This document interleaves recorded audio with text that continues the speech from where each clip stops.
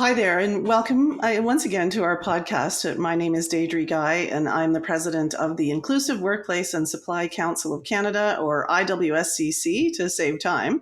And we have finally chosen a name for our podcast. So I'd like to thank you all for joining us today for some empowering equality time. So that is the name for our podcast, IWSCC's Empowering Equality podcast. And I got to be honest, that's the first time that's rolled off my tongue ever, but I'm really enjoying it. So IWSCC works with businesses owned by either one or more people with a disability or one or more veterans, and with those two groups often intersecting.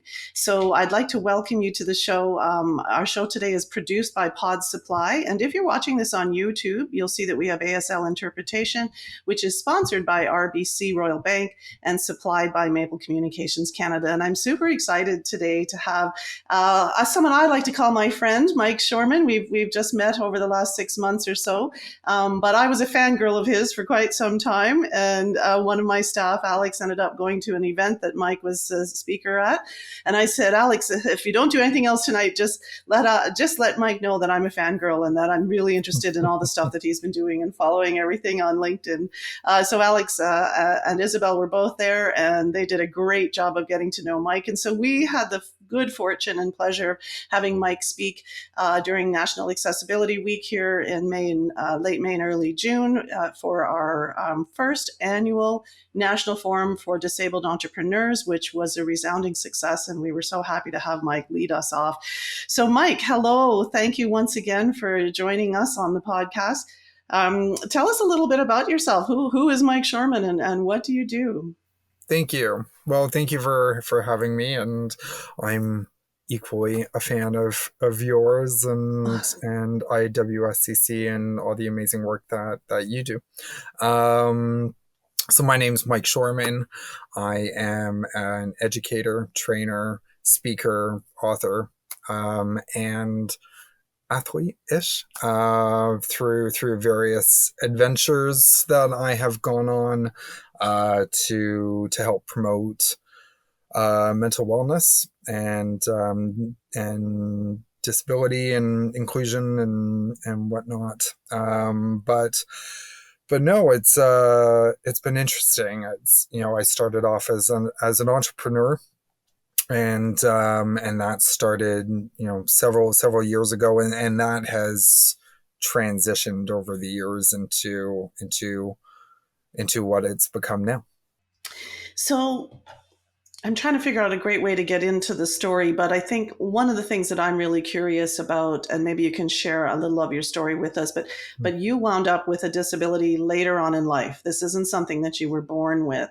And so as someone, maybe you can tell us a bit about that, but also I'm interested to know, like, what has that change been? And with IWSCC, one of our sort of overarching goals is to help reduce stigma as it relates to both veterans as well as disabled folks. And so I'm interested to know what your experience was like and whether you saw an additional layer of stigma once you ended up with a disability. So one big, long question, but I wonder if you could share a little bit of that with us. Yeah, so I count myself as one of the millions of people who acquire their disabilities later in life through lived experience. My personal story with that, in 2018, I was 35, so we're dating me now, and.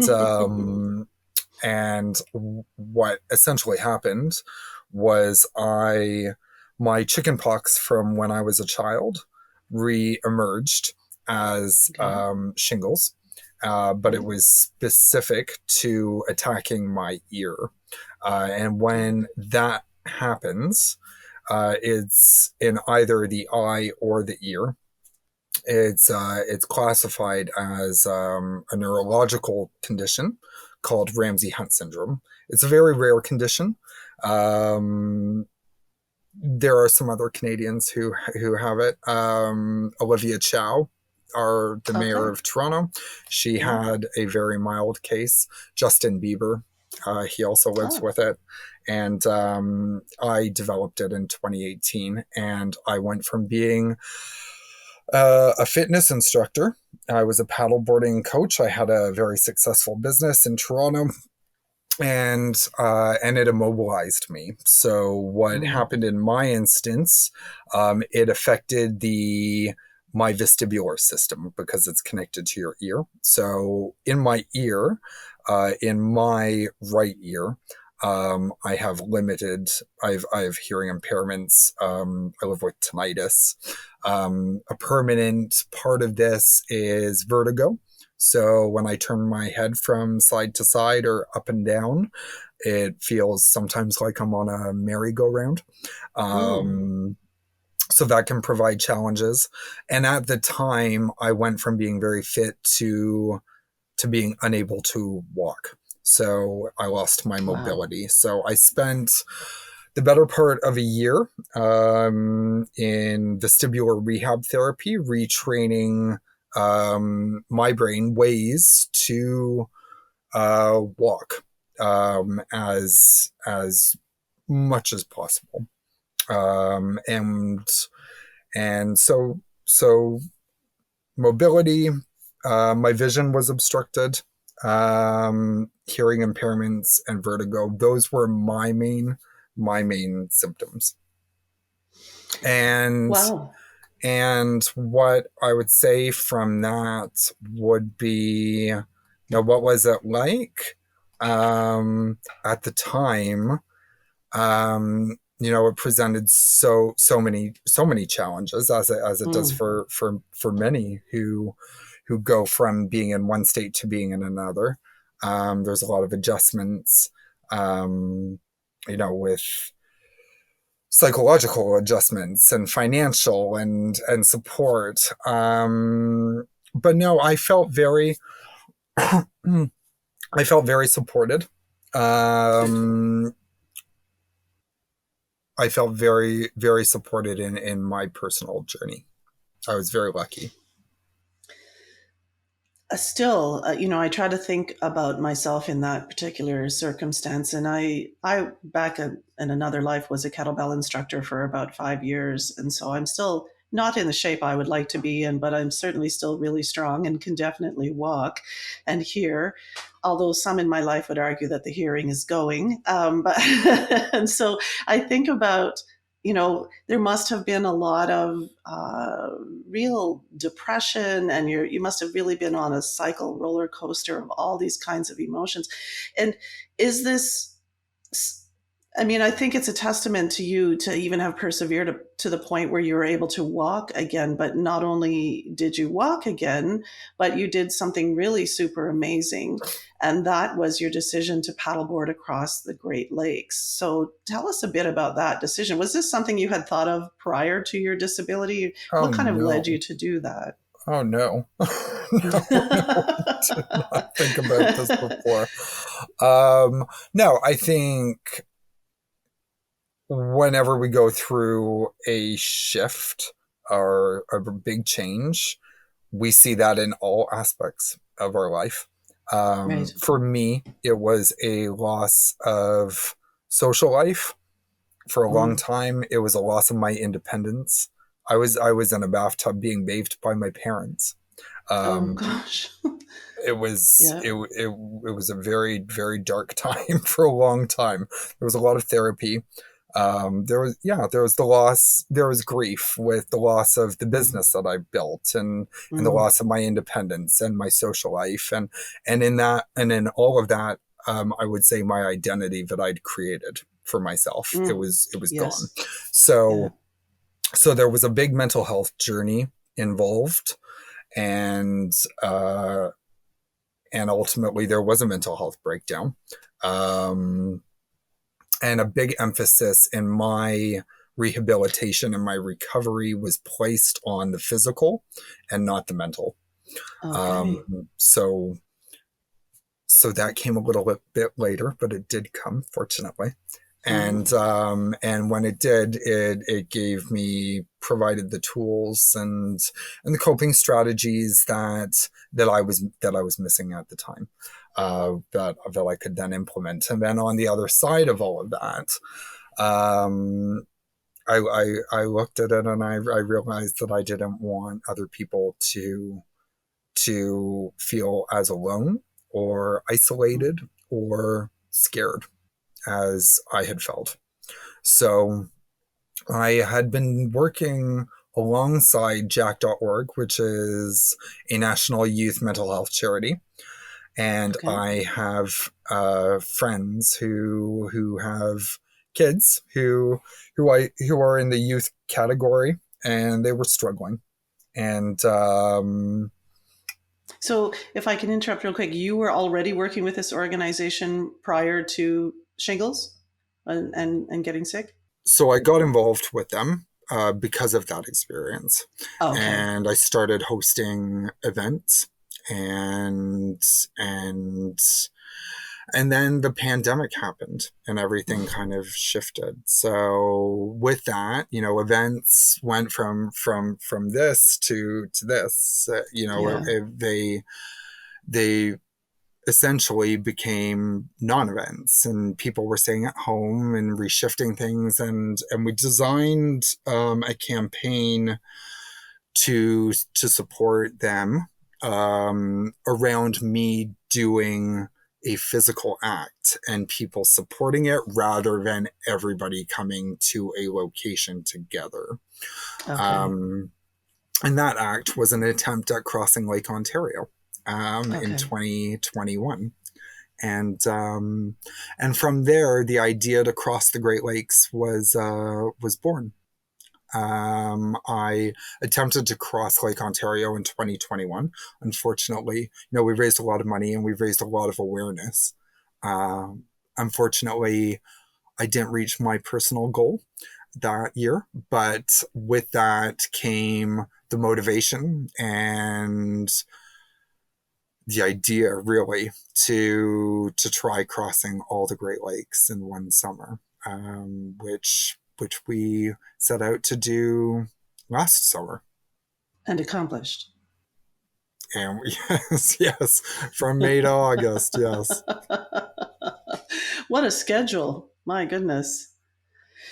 How long, so I have a million questions and none of them are on my list. I apologize right now, but I'm just wondering, like, how long did something like that take? Like, how long did it take to get across Lake Ontario? So each one were different. There were three that were around the 24-hour or over 24 Gosh. hour mark. Yeah. So those ones, you'd start very, very early in the morning. Well, the Lake Ontario one, we actually started around dinner time and Okay. Went right through the late night. afternoon. And Yeah. we went into the next day and arrived into Toronto the following afternoon. But no, there were three overnight crossings. Paddling in the dark, sitting down, going through the Did you shipping lanes with experience all with little? all with all the big ships. Oh, wow. And but no, each of them were different and presented different challenges and different obstacles, from weather to boat traffic to my exhaustion levels Yeah. to the things that pop up out there, medical So, emergencies, what did etc. you eat through all of this? So for the first crossing, we ate. It was a trial by error. On the first, I remember I was eating pieces of fruit, pieces of Okay. meat, Okay. little pieces of carbs.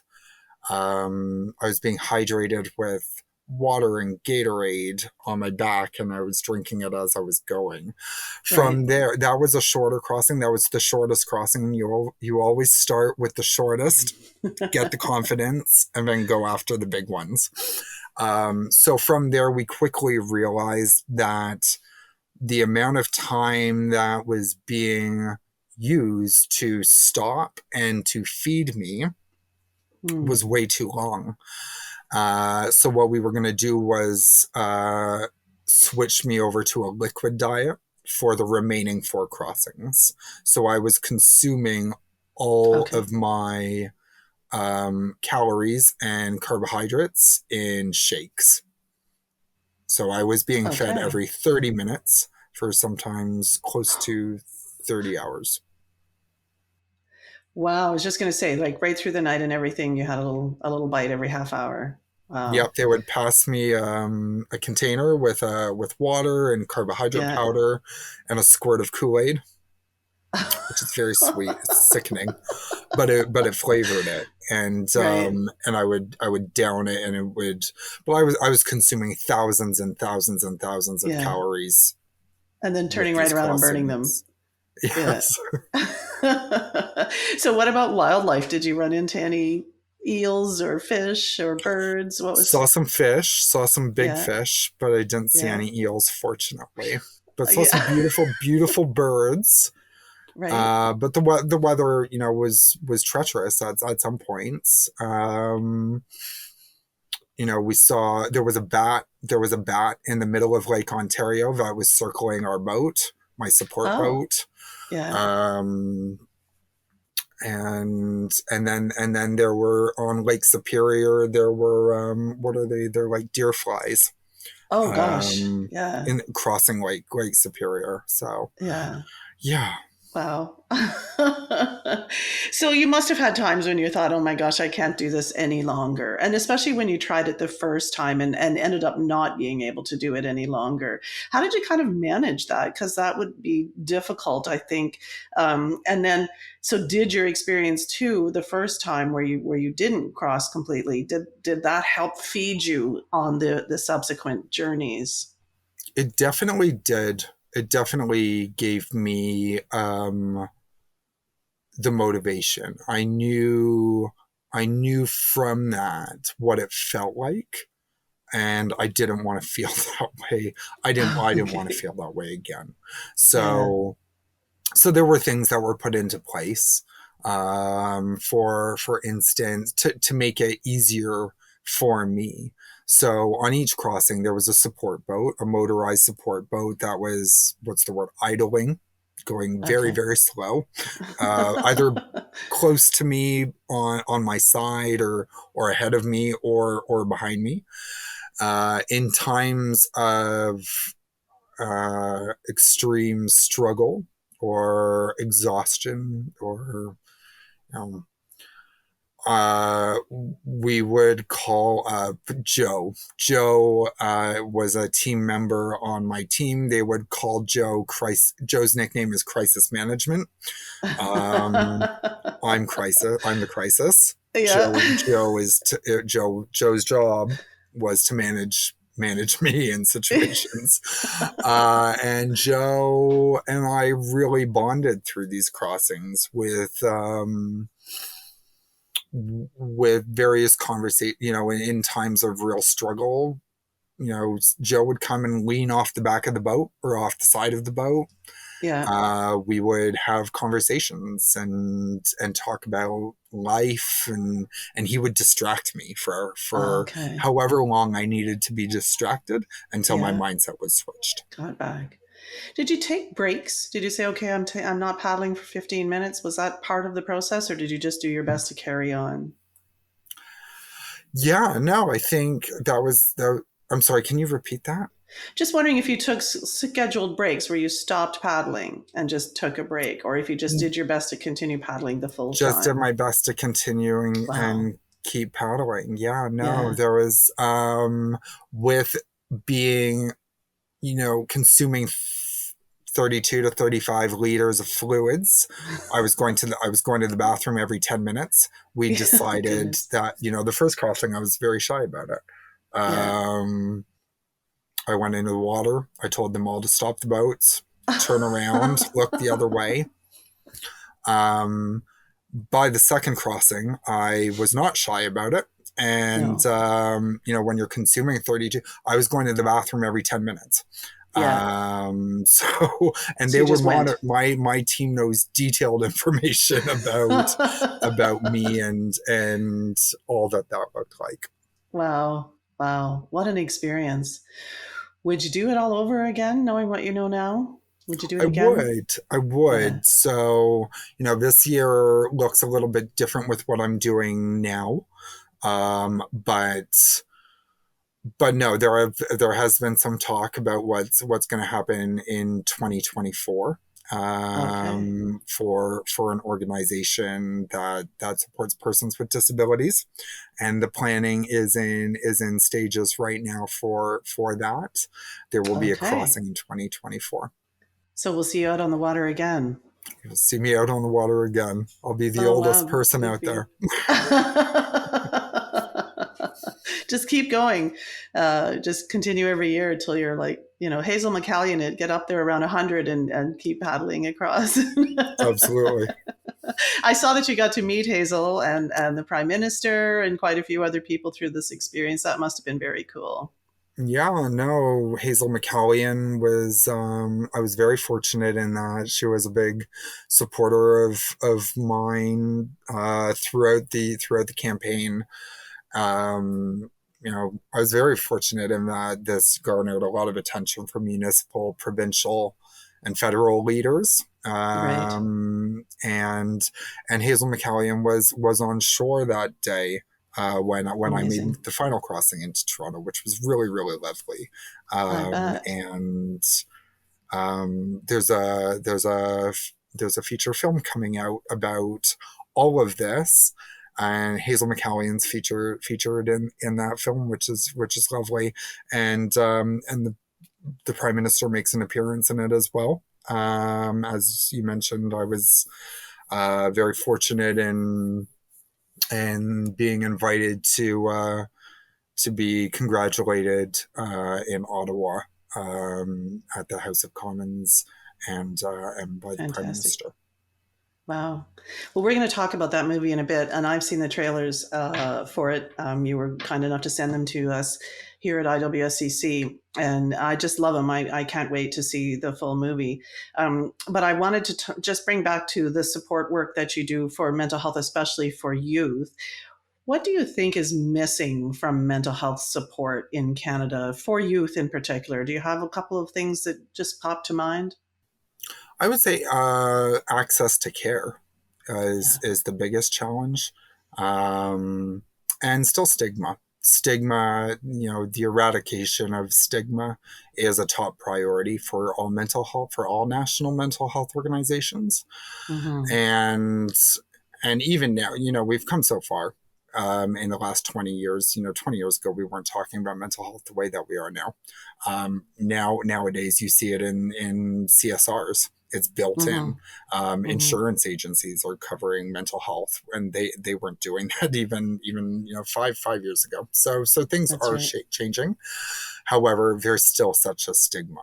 You talk about mental health and you talk about mental illness, and to to speak about those is it's a heavy topic.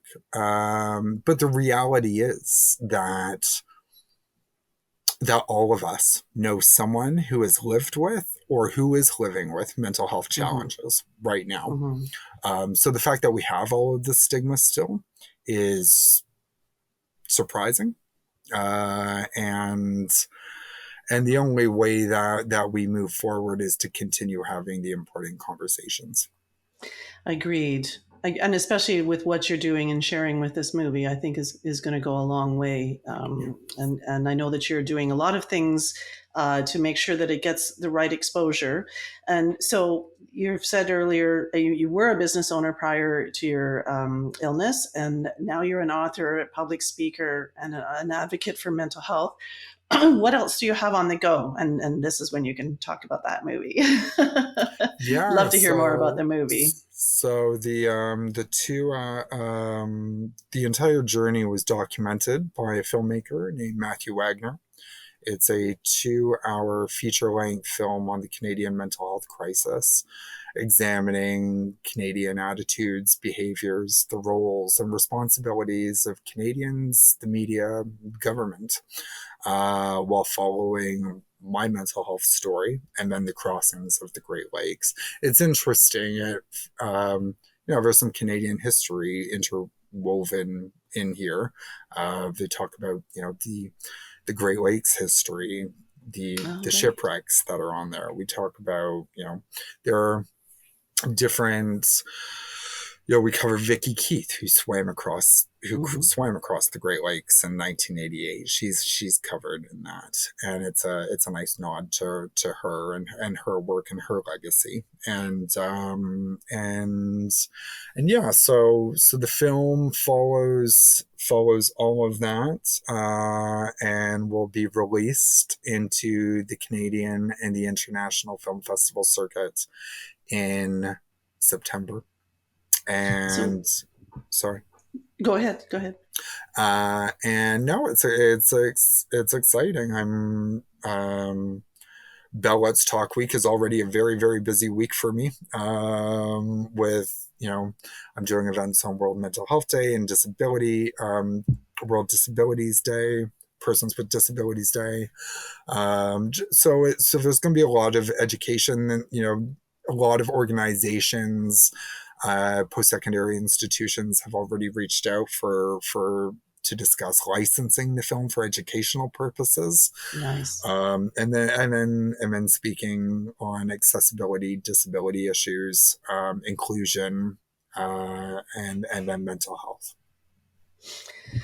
That's a really amazing. So where do people go to find out more? I guess first of all, and by more, I'm including how to find, like, how to see the film as well. So Right. where can they go So to? so all of the details will be posted on my website, which is Okay. mikeshoreman.com.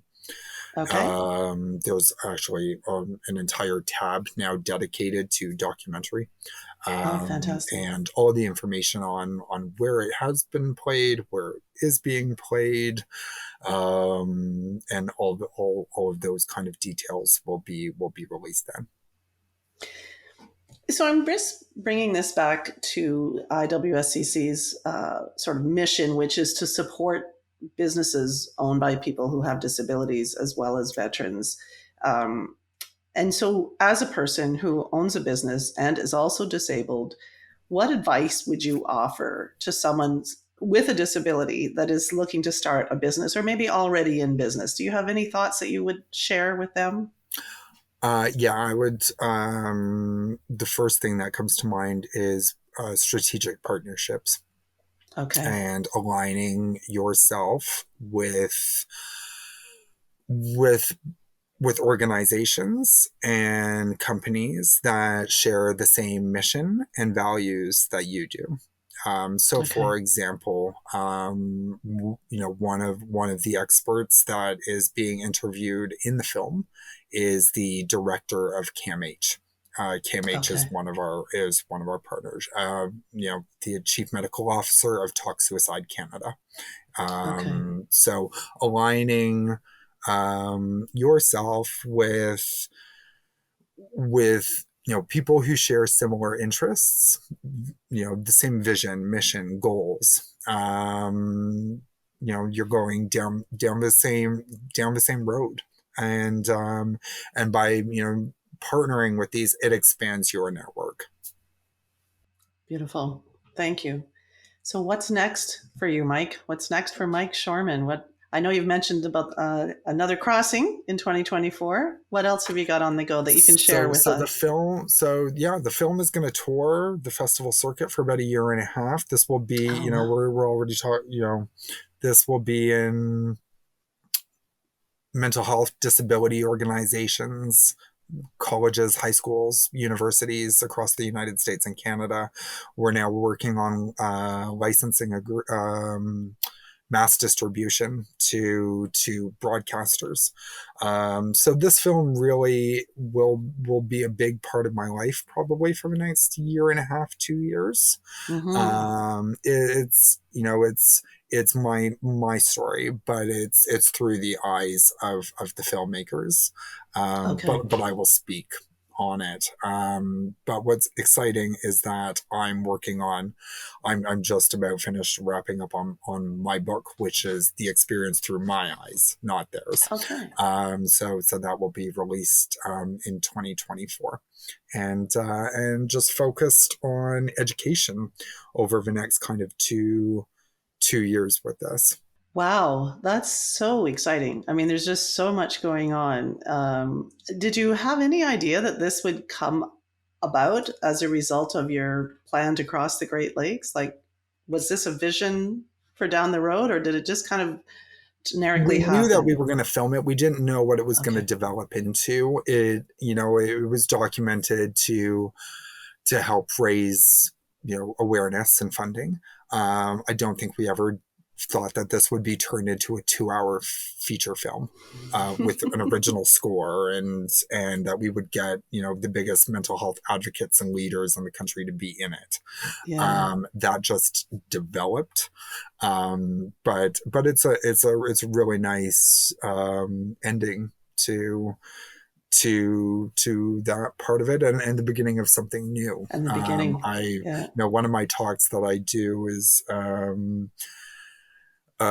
advocacy through action and art, and that's something new that I'm releasing this fall, and that's to speak on the different the different elements of you know before it was action last summer, and now it will be through art and through Mm, education. that's a great. That's I really like that whole overall concept. It makes sense. And then it's also highly repeatable. So it's something you can do again, right? So Yeah. with new activity and then action and then art. So have you got your like red carpet outfit already picked out yet? Oh no, no, no. No. Everybody keeps You'll need asking me if I'm going to be wearing flip flops, but no, I'm pretty sure I'll be wearing shoes. But I mean no, flip-flops are shoes. Come on. yeah, no, it's very exciting. It's also very nerve wracking. Mm, Some of the content is some of the content in this film is quite serious, and it's yes. quite Yeah. dark at times. Yeah. That being said, it's called When Hope Breaks Through, so it's a film about hope, and Yeah. it's a film about light. But this film is designed to create discussion and to help bring change, and I'm very excited that is in front of us now. And something that you've been able to bring to bear, which must feel fantastic. When you think back to the middle of that lake in the middle of the night, having your shot of juice and, then taking a pee to where you are now. I mean, that's got to be really heartwarming. Yeah, no. I'm actually staying at a friend's cottage right now on Lake Huron, which was the second Oh, Great Lake. It was the hardest or the second hardest. There oh were yeah. two that were rough, and Yeah. I know I spent the last couple days here just looking out at it, and some days like I can't even really believe it that we got across Yeah. that. You know, Yeah. there were there were 3 paddleboarders who this summer finished their crossings of the Great Lakes. Nice. They started 12 years ago.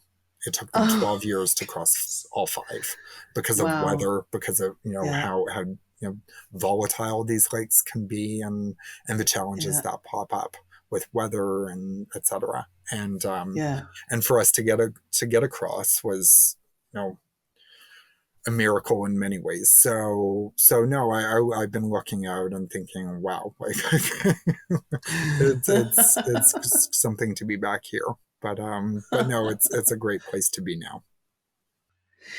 And do you look at it and go, "Yeah, I had you. I got you," like to Oh the no, I lake? think there's a very deep respect I have with these Yeah, lakes. So I'm sure. I'm sure.